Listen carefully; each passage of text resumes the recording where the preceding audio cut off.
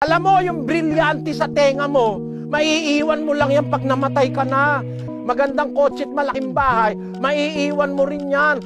Matagal na yung 100 taong makatira ka dyan eh. Bihira na nabubuhay 100 taon ngayon, 100 taon mo mai-enjoy yan. Maghihirap ka naman sa eternity, walang hanggan. Alam mo, may eternity hinaharapan tao.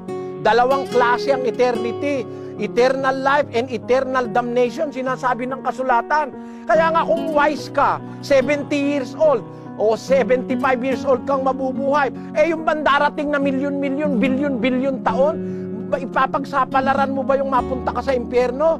Kaya kung matalino ka ngayon, kahit ano ka pa, kahit ikaw ang pinakamahirap na tao, ngayon pa lang siguraduhin mo na what will be your destination in eternity. Mahalaga sa lahat yan, comparatively speaking, napakakonti lang ng ipapamuhay natin sa mundo.